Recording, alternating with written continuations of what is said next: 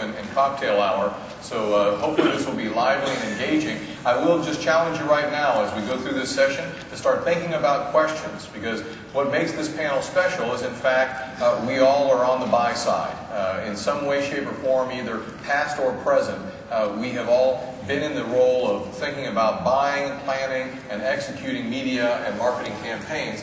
And so that's the real purpose of this panel. And we're going to be doing all Q&A, and we're going to be opening up to the audience and to your text or messages that will be coming up to our system. So very much an interactive and engaging session. It is, in fact, my pleasure to introduce our panel today, and you can see the titles on the screen before you. The first person I'd like to introduce to my left is Dave Burrows, the first panelist here. David is the Regional Category VP for Spreads and Dressings in North America for Unilever.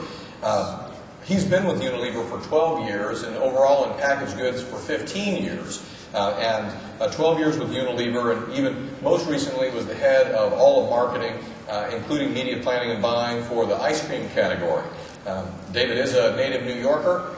He told me not to mention what team he is rooting for in baseball. Went to Cornell undergrad, and he got his MBA here again locally at Stern, the outstanding Stern School at NYU. Next to him is, not in order, is Chris Boothe. So Chris is next up. Chris has been with Stracom and presently holds the title of President and Chief Operating Officer of Stracom USA. He's been with them since 1987, and as his bio portrayed online, he has been involved in every major client within Stracom since that time, for the last 22 years. He is now leading all of the operations in North America, an excellent source of information and insight into the mind of the agency. Turning back to the client side, next up you'll see Chuck Sullivan. Chuck is the Senior Vice President of Global Online Services for Hilton Hotels. Prior to that, Chuck was also on the client side with the Chrysler Group, where he ran all of the digital and online marketing. Previous to that, he was with Organic, so he has also been on the agency side, and started really his career after getting his MBA at Wharton at Ford Motor Company in a variety of marketing and sales, product, and finance roles. Last but certainly not least is Deborah Wall-Meyer, and you can see that Deborah is the SVP and the CMO at Boothe Homes. This is a position that she's just recently taken on, but she is taking full credit for the increase of 7% in the stock price this week, along with the rest of the market. Prior to being the CMO at Boothe, Deborah also was the CMO of the Chrysler Group, and prior to that, she was at Toyota and Lexus, and started off at Ford. So you can see that some of us have a little bit of a common background in automotive, and now in diversified segments going across marketing, media, sales, and general management. What we thought we'd do today is kind of just kick right off. We talked in advance and had some questions that we wanted to begin and kick off. And the first one we thought we would begin with, again, from the perspective of buyers, is in the realm of creative. Creative as it pertains to the digital world. And the question really is, how does digital creative measure up when we think about it in comparison to television, to print, and to radio? And David, I think we were going to turn this to you and have you give us your thoughts and the rest of the panel to share. What are some strengths, maybe some weaknesses, what are some opportunities that you see today and into the future as it pertains to digital creative? Yeah, no, I think that a lot of great opportunity with digital creative, and it's some of the most exciting, engaging creative that we're seeing. Typically, if we start down the road of creative development against the brand, more often than not, those ideas germinate in TV and print, and that's all well and good. But then, really, you can start to see those ideas come to life from a digital perspective. And so, more often than not, you can do things digitally that you just can't get from a static print ad, or 15 or 30 seconds of your time in a TV format. When you're sitting there with that clicker or your DVR. And that's always the risk we run with the TV buy. It certainly has the mass reach. But digitally, you're really able to do a lot creatively, and it goes beyond banner ads. I think for us in packaged goods, the real opportunity is having consumers spend time with the brand, because we're always in front of them. The old model is just be in front of them for 30 seconds, get your brand message out there, and I think digitally it allows us time to spend with the consumer and go where they're going online. And really engaging them from that perspective. So time spent with the brand is really the big opportunity for us in digital, and that includes obviously social networking as well. Well, we've clearly come a long way in terms of planning and executing digital marketing as part of the overall marketing mix. But what challenges still remain is another question that we wanted to delve into. And we thought, what are some examples of best practices of integration? What barriers still remain? And Chris, I think we thought you'd have some insights in that regard. Integration opportunities, the marketing mix, where does digital really work today? Yeah, we really have come a long way. I mean, we used to write media plans based on platforms. What was the TV and radio plan? What was the magazine or newspaper plan? And what we've seen it really evolve to is planning around insights and consumer experiences. And with that, with digital, what digital brought to the table is allowing you to have conversations, two-way conversations with consumers. And the ultimate goal is to convert those conversations into business success. I think what we see sort of as the challenge is, from an agency, a vendor partner, and a client, sort of the triad that brings those experiences to life, we're still seeing various people or departments in that. The process, the structure of the organization are still around the old model and not necessarily the new model. And we see a lot of the things break down because everyone on the front end really agrees that we should be consumer-centric and rooted in creating those experiences. But then when it comes to bring it to life through activation, you start to see where there's a lot of little breakdowns that start to happen. So really what I see is what needs to happen in there is you really need to break down the silos. There still are a lot of silos in all three of those areas I spoke about, whether digital is planned separately, the budgets are separate. From a sales force, you've got a company that might have television assets and digital assets, and they have individual P&Ls and management, so it's hard to bring that together and bring that to life. So, single points of accountability, making the complex simple, and being comfortable living in the gray, because everything is not a black and white world when it comes to bringing these experiences to life. So if I'm understanding you, Chris, and again, I'd love to hear from Deb and Chuck and David on this, yeah, the agency has some barriers and issues, but the client does as well. Are you guys willing to fess up to that in fact you're part of the problem and maybe part of the solution? Absolutely. I think back in the Chrysler days, there was an executive who aptly said, most clients get the advertising they deserve. And I think that is really true. If the client insists on breaking down the silos and having a fully integrated media plan, usually the media planning and buying agency will follow suit. Any other thoughts, Deb? I'm a big proponent of that idea. I think it only is as good as kind of the direction you can give and what you expect out, the realistic expectations that everyone has together. And so many times it's just not that way. As clients, there's a lot of miracles expected, and you got to work with reality too. So I think the exciting thing is a lot of that is changing now. Finally, it's sort of like coming all around the circle, and everyone's realizing they all have to work. It's the idea we got to change the work. We have to really change the work now. And at Unilever, it's easy to work with your agencies, both digital as well as everything's coordinated, David? I wouldn't say everything's coordinated, that's for sure. It really is up to us. It's up to us as a client. It's up to our brand teams. We're really at the hub of that, and it's up to us to bring it together and integrate it.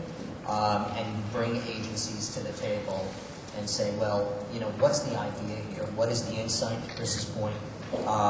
What is the insight that we're trying to drive? What is the consumer behavior we're trying to affect? And then let's plan from there. And we start there. And so it's not about, oh, here's your TV ad, here's your print ad. It's about what's my idea. I buy ideas. I don't buy TV ads. Some agencies get that better than others, but that's what we're trying to do. And so when you get that great idea, how do you drive it against your consumer target, what they're doing, how they live their lives? And as long as you do that effectively, I think you're in the game.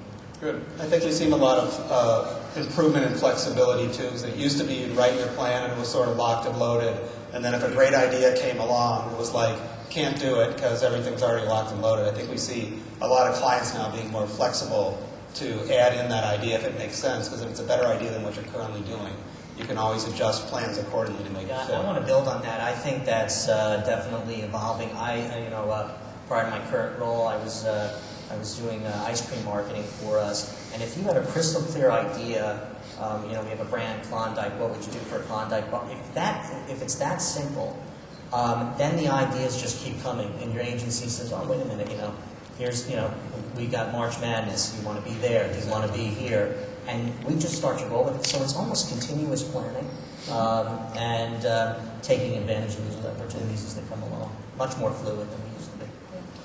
But Chuck, a question for you. Everyone seems to expect that digital marketing is going to produce results. A different expectation, really, than say, the pay and pray that maybe some of us were used to on old line media, if you will. How's it doing? Is sort of the question. Are you seeing accountability as you expected it? What is the return? Are you able to measure it in the world that you live in? Have you been disappointed, or have you had your expectations exceeded? Wow. I'll tackle the 27 in order. Okay. So I think the answer is yes. I think accountability is there today. That is the good news. We are able to measure the results of a campaign. We're able to measure when we do something online. That, again, is the good news. But just as Betty Draper found out in Mad Men, sometimes you don't know all the facts. So it is very, very good early on to make sure that you set the objectives so that everybody understands what you mean by accountability. In the old days, accountability might mean that the agency delivered the ad, or the ad was trafficked. Today, accountability can mean what is the click-through rate, what are the impressions. In our business, it really depends. It depends on, are we looking at an awareness campaign, a consideration campaign? Are we looking at conversion? And if we're looking at conversion, we will follow all the way through from an impression, through a click-through, to a booking, to an ROI for that booking, all the way through to food and beverage profitability at the end of the tail. And so I think it is very good to understand what the objective is up front. Are we there? I think we're getting there. I think unlike Betty Draper, our future is much clearer, and we have a pretty good idea. We do need, though, I think, to follow a couple of steps for accountability. And the first is to make sure, of course, that you set the objectives up front. Everybody agrees on what those objectives are. Second is to include all media, because just looking at accountability within digital misses the fact that TV drives a lot of visits, print drives an awful lot, out of home can drive, so it is very important to make sure that you're holistic, which may also include attribution modeling so that you understand that you're not just recognizing the last ad that was clicked on. And then I think the third piece is really optimization. We like to optimize early and often. And I can share an example if you'd like. Sure. We had a case where we were advertising, and this campaign is still out there, so I have to be a little bit careful.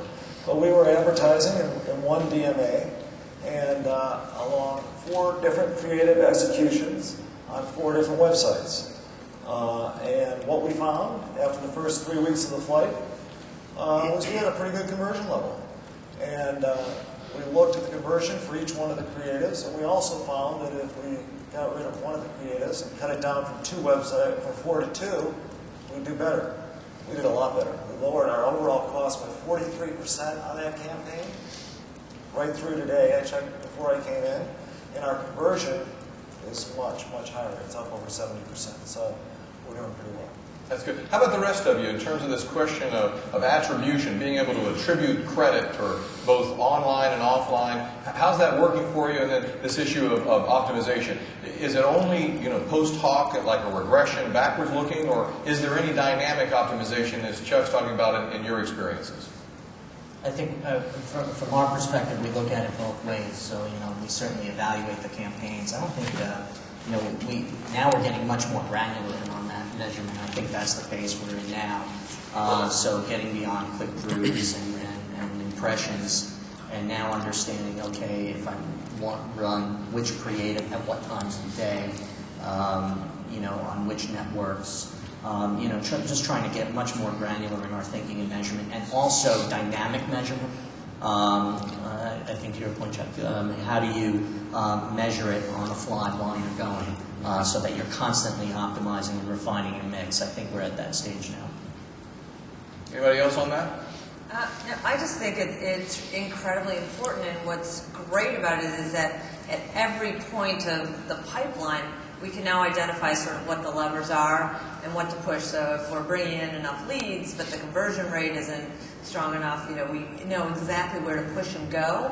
And that makes it really productive, and that makes it also understandable for the rest of the organization if you're manufacturing or purchasing or doing any of that, because you can sort of look at all those cause and effects too. And then the other part I think is fantastic is all the predictability of it. I know Organic put in a model that I used in a previous job that was very predictive once you got the pipeline established about what results could be within 1%, I think. And no one wanted to ever believe that, of course, because you thought that you could just, it's that whole where is the miracle if you can cut your budget, can you get your results to triple, and a lot of times the predictability doesn't show that, but I think it's a really good tool for reality and setting expectations on everything. So altogether, it's really positive in the direction and elevates the whole art and science of marketing to a different level of discussion in an organization. Really to that point as well, the predictability. The first time I think you go out with a campaign that looks at all the media inputs and make an estimate of what you expect in terms of return. This much from TV, this much from print, this much from digital paid search, and this much from retargeting. First time, undoubtedly, you're going to be pretty wrong. And the second time, you'll be a little bit better. And by the time you get to the 15th time, as Deborah said, you should be pretty darn good at it. And I think that is the goal as we go forward, to make sure that we've got that discipline in place that we'll be able to predict. We're obviously, we may be coming out of a recession. I don't know. I'm not going to be the one that announces it one way or the other, but we certainly have been in one. It's been global, it's been intense, and it's been harmful in a lot of different sectors. Particularly hard hit, however, would appear to be newspapers, and maybe more so than the overall advertising and media business, and probably followed maybe a little bit by radio, traditional radio. Deb, a question for you is: has digital stepped into that void? Has it now started to do a better job of this hyper-local? Has behavioral targeting and other things started to fill in and take advantage of that? To fall off my chair. Yes. Yeah, I think that's where the biggest opportunity is right now. As you look almost all retail business is really conducted on a very localized basis. And now that whole vacuum of communication power that's in the really localized markets, I think is a huge opportunity. I know in most places that I've seen digital is stepping in, and the tools are advancing rapidly with all the zip code identifier, addressable media, everything that you can really do to pinpoint. We can now build, I was just talking to someone today, we can now build these layers of campaign structure on a very local target. So you can pick a zip code and you can get a very targeted message, which you can change zip code to zip code or area to area, and then you can target it with localized reviews, and you can have another layer of responses and another layer. So it's taking the place. What I still think is missing is that community sense that newspapers or radios did do, because you had still, when you saw your neighbor, hey, did you read this in the local newspaper yesterday, or did you see that? I haven't seen that be replaced yet. And so I think there still is a big opportunity, and there's a lot of different models and experimentation going on, but when we find that or the different things that are working in that direction, we're going to invest a lot more in it, because I think that community, water cooler idea that the newspaper or even the local radio station that you all listened to on Saturday when you were doing your garage and the kids were playing basketball and all that, we still need a replacement for that, and because people like it and they relate to that. So That's sort of what we're looking for. In the meantime, all the digital opportunities are huge. The applications are huge. I think it's fun because there's so many different ways now to try, and you can optimize everything. Any other thoughts on hyperlocal? Any other trends that we've seen, opportunities that haven't been taken advantage of? I mean, I guess one of the things I'm kind of curious about myself is like Facebook. I'm very struck by Facebook. It's clearly doing very well. I think MySpace has now decided they're going to be more of just, music play and not try and go head to head. But my observation is Facebook tends to sort of be around maybe your high school friends or your college friends, sometimes your work friends. But I don't know if it's your neighborhood. That's right. I didn't see, and hopefully someone will tell me this. I'm sure you will. There will be opportunities. What is that neighborhood connector? Because you still need it, and I know we've lived in the same place for 2 years now. It's still hard to get to know all the neighbors, and it's a lot less, neighborhood oriented, I think, than in the past. So I think there's a definite need for that. How do we develop that connector, and then how can we leverage it? So, and it's exciting when you're in a time like this because there are a lot of different models being developed, and people are trying. I was looking at Yelp today. I think that's interesting and a great idea because it has the reviews, and they should be kind of local reviews. And now, how can you do that? I was talking to someone in Orange County. The old newspaper there is hiring all local bloggers who they're putting together as sort of doing a community effort. And I know one of them; she's unbelievably talented. So, I can see that kind of becoming a replacement, so I just think that we're in that cool experimentation mode where there's a lot, and on the other side, there's a lot of need for anyone who has local businesses or networks across the country to take advantage of that and spend money there. Any other thoughts on that? Yeah, I think local's a very interesting sort of situation with the dynamics going on because you've got the offline traditional media that's been very slow to reinvent and are suffering, but yet technology, it really drives that innovation in local. To your point, get them in the stores, get them, it's where the rubber hits the road. There's a lot of opportunities to intersect consumers and drive them to action. Yeah, and you get a lot of, there's a lot of great email campaigns. I know my friend here is really good at sending out lots of notices, but you almost want that sort of, from the local Barnes & Noble or Borders bookstore, you want the local spin on that and what's happening in the market. And we have for Pulte Homes, we have 1,000 communities around the country, and everyone's on a slightly different time scale, and there's different things that that are happening in the neighborhoods that we want to be able to tap in on and leverage. So the more that we can find of that. That's a really interesting idea, is because it has both content implications as well as advertising and even commercial connectivity, commerce implications. That's a very interesting point. Let's talk a little bit about the question of digital media and whether or not the panel views it as relatively inexpensive or relatively expensive. Is it just right? As we think about our experiences over our careers for television, for print, and for out of home. And what are the key differentiators in some ways of digital versus traditional in your own mind when it comes to planning and buying? Is it easier or is it more difficult to plan and buy? Do you have more confidence or less versus other media? I mean, I think from our perspective, we're in a stage where, again, going back to what was said earlier, what is the objective of the campaign, right? What's your job to be done? And then buy accordingly. And I think it runs the gamut in terms of how expensive. Mass brands, mass awareness, homepage takeovers. Those dollars can start to add up pretty quickly and eat in pretty quickly. On the other hand, if you create digital content that you can really smartly and efficiently syndicate, throughout networks, that could have just huge returns for very little money. And so you got to hit it just right. I always like to say also that content, brand teams will sometimes say, we want something that's word of mouth. We want something that's viral. Viral is an outcome. You can't create it. You can create the content, and hopefully word of mouth and how viral it is the outcome of just how engaging the content is that you're creating. And if you get it right, it could be out there in a big way with you having spent, pretty little money. So it really depends on the objective, and and relative costs.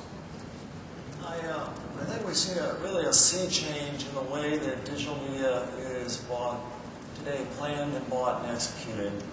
Years ago, when it was a very small portion of the total, it was pretty easy for a traditional agency to take one of the newest associates or coordinators and say, you're the digital person, you deal with that. Here you go, yeah. Yeah, you're going, go ahead, you know how to turn on an iPod. But that's not the case anymore. And I think it's not the case for a couple of reasons. Because today we have to really consider all the different types of digital media. We have to consider the implications of production. So as opposed to just being a value add that was thrown in at the last minute that just happens to be a rich media that's being deployed and it has to be out there, by the way, tomorrow, those days are gone. Nowadays you have to have somebody who has a skill set that really understands the planning and buying process and understands the lead time for each different type of media that you're buying. And that is a real change from where we were before. But I do see that agencies are getting there. Your thoughts, Chris? Yeah, I think as all media becomes digital and the supply increases and it creates more competition, I think it's great for a buyer because we can leverage that to get the best pricing. But I agree that it all has to ladder up into an objective of what you're trying to do, and you can't really evaluate it in a vacuum. It's what you're trying to create. Now, the multi-billion-dollar question, of course, is it better to have the digital plan within the large media groups, or is it better to have it within a specialty media agency? I know that even within holding companies that, well, they hold both, that debate rages on. What are some thoughts, Chris, from the agency side and from the rest of the panelists from the buying client side?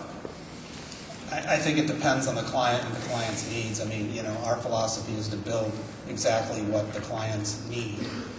And, based on, the assets that we have within the holding company, we align those accordingly to fit what we think that they need to deliver. Answer exactly as an agency would. Well said, Chris. Excellent. How about the rest of it? Is it working that well? Well, I think it would always be better when you restructure if it's all together, because that's how the consumer is consuming the media. And so anytime there are different groups, it's hard. I just think it goes back to that, what have we all been trained for? And are we developing relationships? Typically we've been in specialties because the media person knows all the media networks and can really focus. There's so much fragmentation. So it's almost like the next generation has to really go through completely different training. They have to have all of the metrics training and understand all that, and then have some ideas about going forward. A year or two ago, there were a lot of efforts going on about different kinds of the exchanges or the auctions and things to modernize the media world, so that we could get a lot more done. When you look at how you buy a lot of media, it's still done in a very, quote, old-fashioned way. You have to send individual emails or confirmations. I mean, when you think of that, so we still really need to get to that point where we automate a lot of that, so then you can get to a better place in terms of now being able to look broadly, understand from the consumer point of view where you're going to be seeing it, and start buying the things together that work that way. And I think we'll probably get back to that. It sort of took a hit because it was radical and new thinking, and then it went away, and now things are developing again, and I'm pretty confident we'll get there. At Hilton, we're really taking a hybrid approach. We are now building a competency, and we have one person, Jason Morose, who's in charge of handling all of the media planning for all of the brands globally. So a lot of people are his friend today. And he has put together the master calendar and make sure that what we're doing with Hampton doesn't get in the way of what we're doing with Embassy Suites, or the Waldorf Astoria, or Hilton Garden Inn. And it's a very rigorous planning calendar. So he handles all of the media, and then we have one other person, Dustin, who handles all of the online planning and buying. And so what Dustin does is to go out to digital media companies and determine what will be bought, and his is then inserted right into Jason's master plan. And I will tell you, the two of them are inseparable, and that really makes all the difference in the world. The fact that they think alike, they understand each other, they are both going toward a common objective, really helps. One of the things I think that's expected from ad.tech, from digital, is that we're on the leading edge, you know, and yet I do think that even now we're starting to focus a lot, appropriately, on search marketing. It's digital, both paid and natural, on banner advertising and rich media. What are we going to do on video? I wonder, however, if a lot of thought's been given by the panelists around sort of, as Chris was saying, all media is becoming digital. We're seeing out of home. Very large networks, whether it's Clear Channel or it's Lamar or whatnot, have digital boards that they're now basically controlling and broadcasting large networks. We see the other digital out of home, whether it's gas station TV or it's Captivate or health TV and medical doctors' offices as well.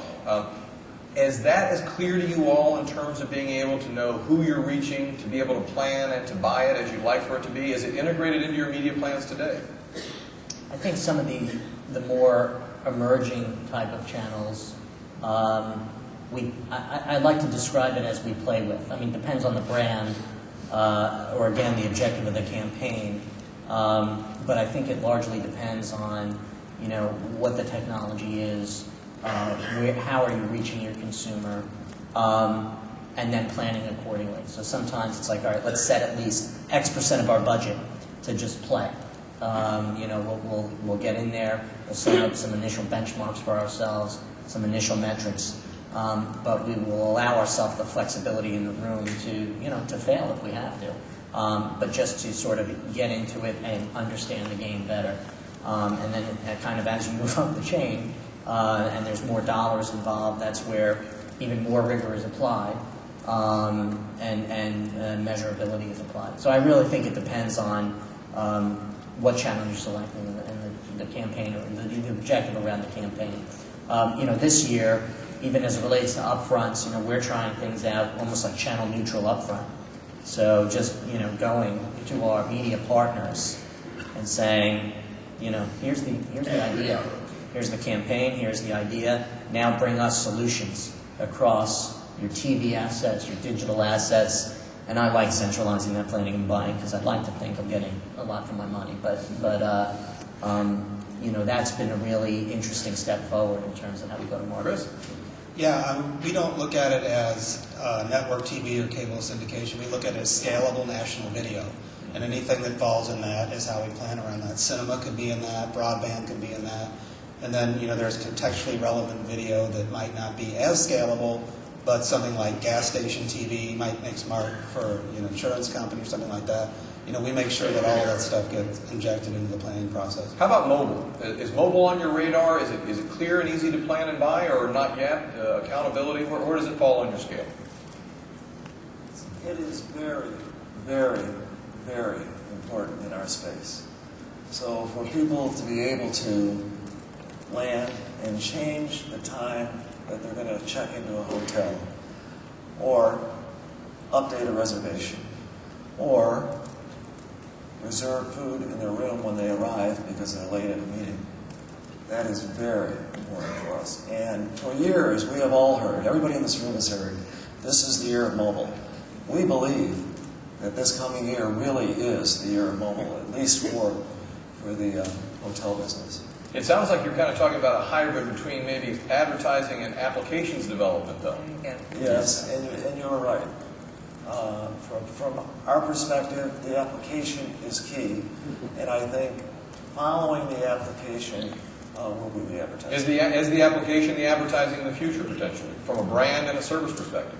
I know, certainly for our business, it's very localized. Again, that's definitely what we're looking at all over, because it has to be something that's useful, not just a message, you know, part of that experience. And I think that's anyways what advertising and messaging is becoming. It should be more useful and part of the experience in helping the consumer to make that decision or do whatever action they need to take. So, yeah, I think, again, still lots of potential there on all the local capabilities and how that can be changed and addressed. So, again, for a business that's doing a lot of local and has individual focus, like the home building business, that's a huge area of opportunity.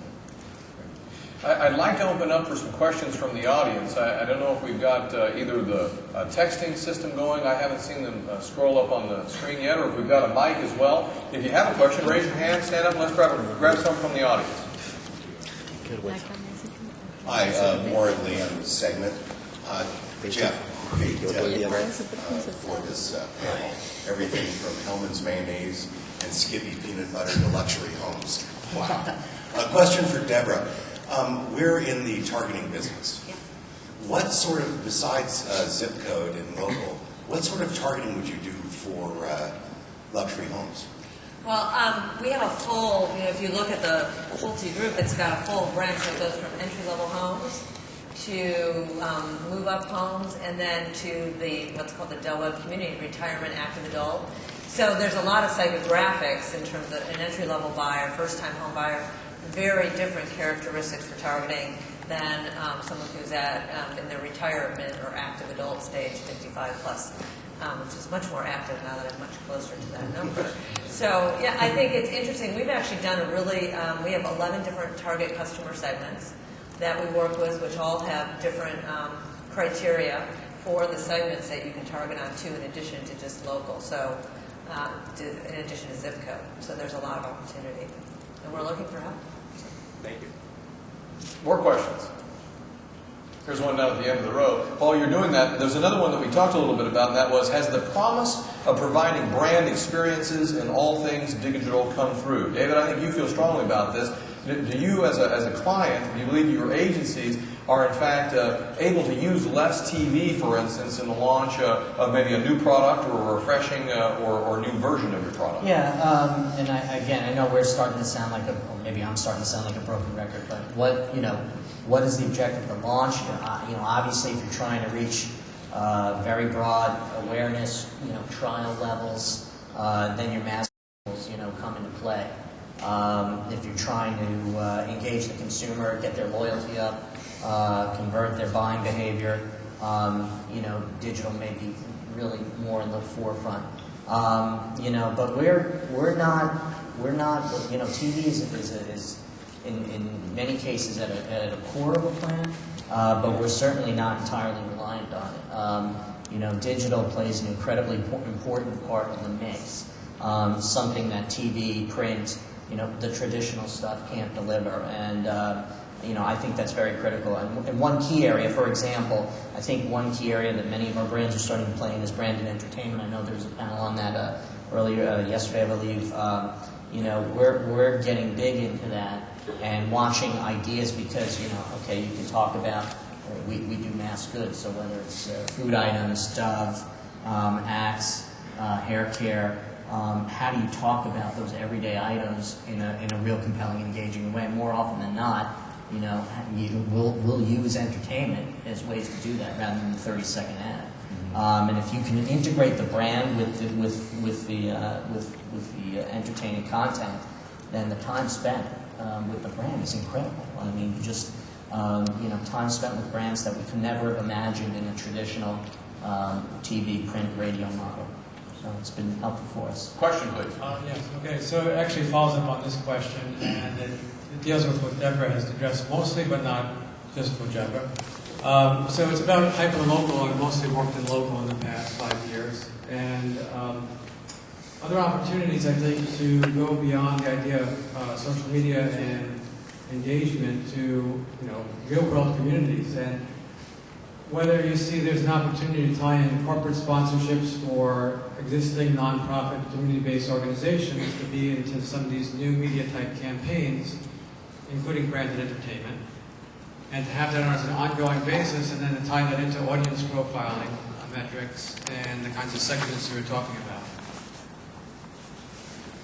Is that for me? Is that for me, or do you want For the panel. Oh, for the panel. Who feels strongly? Well, I can answer one thing. We were today looking at that. I think if what you're talking about, if I get it right, is tying in a campaign with local philanthropy.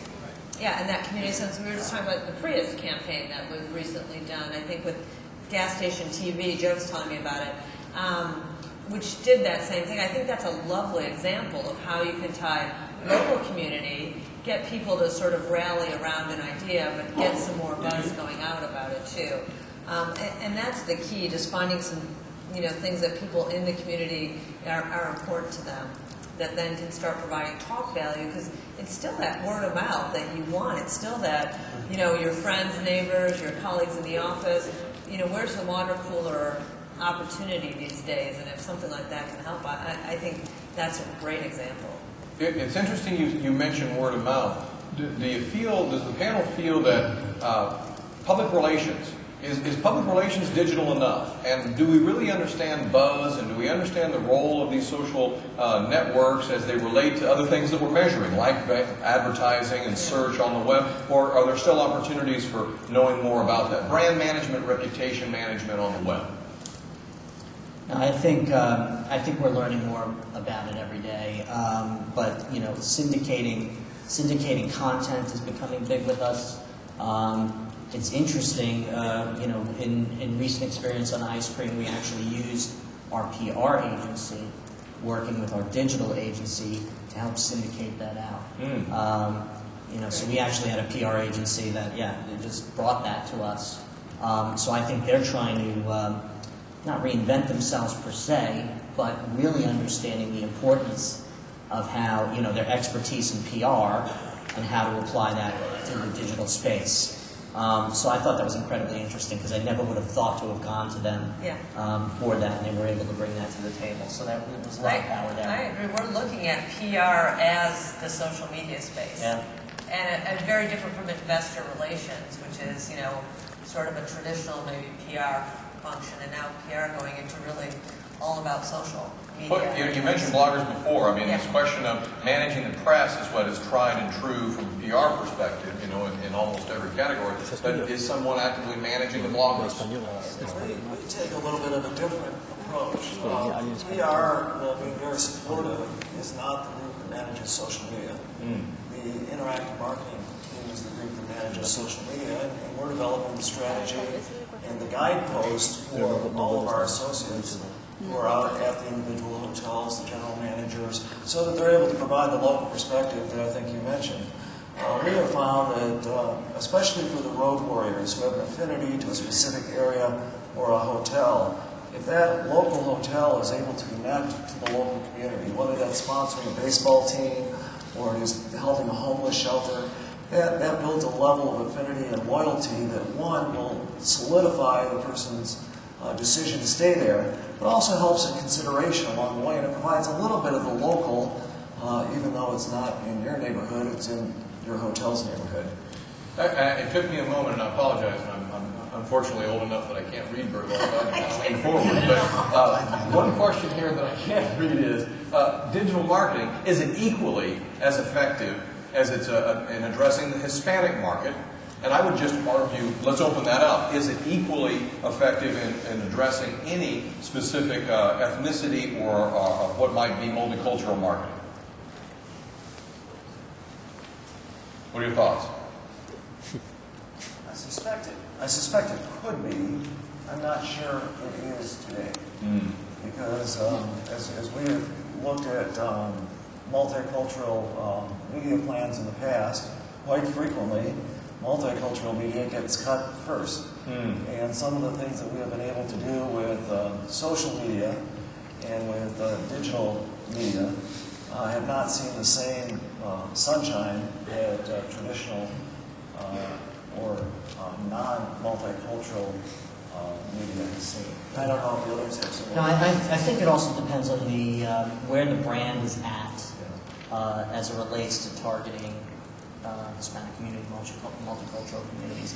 If the brand has been well established and been doing it, we're seeing good success with them playing in the digital space. Caress, one of our brands, had some very successful Hispanic digital programs. Other brands are just getting into it now, maybe too little, too late in some instances. But you're starting from a basis of Hispanic television, print, radio, and then evolving into the digital space. So I think it depends where the brand is in its life cycle and targeting that audience. Yeah, there still are the issues of the silos where Hispanic is treated as separate. And when you talk about local, there really is no such thing as a general market anymore. Right. And, to break down those silos and plan accordingly in each market, I think those solutions will rise up to the top if that's what that market dictates. It's just having the right structure and process and people in place that can push those ideas forward and make them happen. That's great. I think we're about to wrap up. So what I'd like to ask is just a closing statement from each of the panelists with the following thought in mind. If you had one piece of advice, one opportunity that you see that maybe this audience would be able to try and take on as a challenge or a mission, what one thing would make your life easier as a marketer, as a media buyer, and as a marketer, what would be the one thing that you'd love to see in 2010 that you can't do today that you'd like to do? Starting at the end with you, Deborah. Well, I'm looking for a local water cooler. Good. Chuck? It would be so nice if we had fully integrated cross-media programs brought to us with an accountability piece attached to the proposal. Chris? Make the complex simple and be comfortable living in a gray world because nothing's black and white anymore. I think for me, it's don't be afraid to step up with a big idea for the brand. Those good ideas come from anywhere, and certainly from the digital space we see it. So keep doing it. With that, will you welcome? We'll thank the panel with me very much. You guys are doing a good job. And we won't be here if anybody wants to exchange cards or anything, right? Okay, good. Drew? Great. Thanks a lot, Jeff. Y'all have a great job moderating, and we'll see you all tomorrow morning for Jimmy Wales at 9 a.m., the founder and creator of Wikipedia. So enjoy the rest of the evening. Good.